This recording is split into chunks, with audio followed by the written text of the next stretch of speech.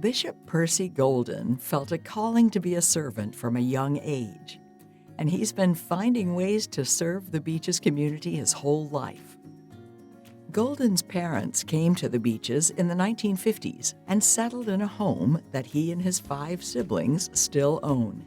His father was the dad to all in the community, and he says his mother, Gladys Golden, was the spiritual leader of the family. Her father was a Baptist preacher. She would walk with us through the community and teach us to love people, good, bad, or indifferent. Sitting in the Holy Church of the Living God Revival, a congregation he now leads, he says they're all still gathering to honor what his mother began in their home decades ago. Golden attended what is now Jacksonville Beach Elementary. In segregated Duval County, it was the school that all African Americans attended. After desegregation, he attended Mayport Elementary, then Fletcher Junior and Senior High Schools. A talented athlete, he played baseball and football, and even thought about playing college and pro ball.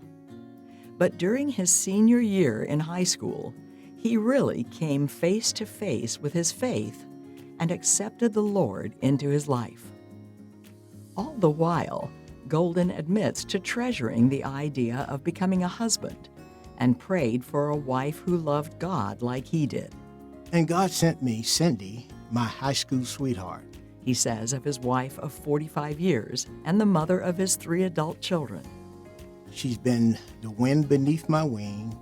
God could not have blessed me with a better angel of the house. Their 3 children live nearby.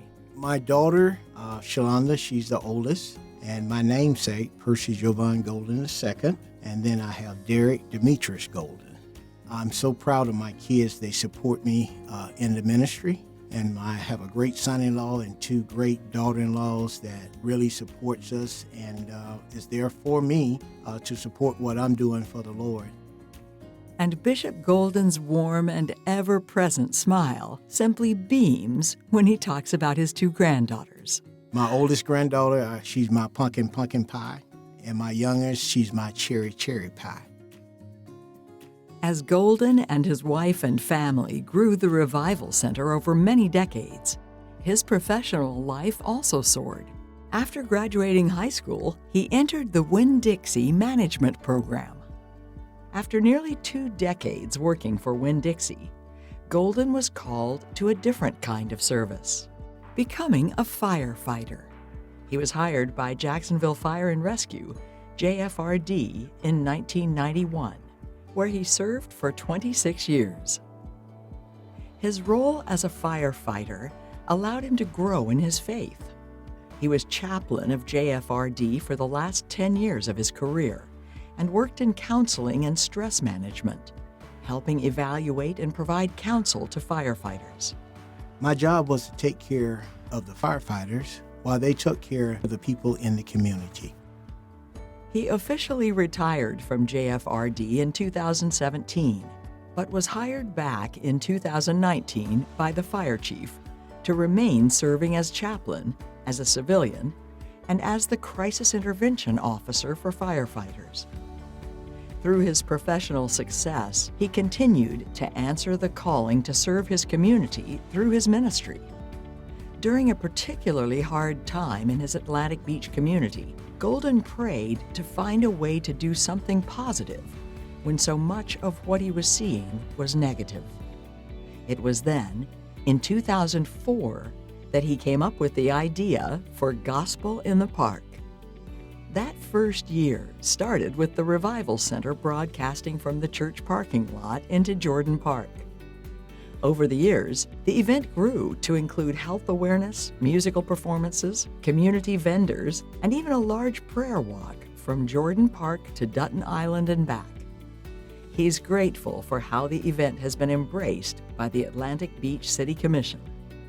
As Gospel in the Park helped achieve its mission to bring people together, Golden looked for another way to bless other ministries, including Beach's Habitat, which launched the idea of an apostle build, in which churches would help build houses.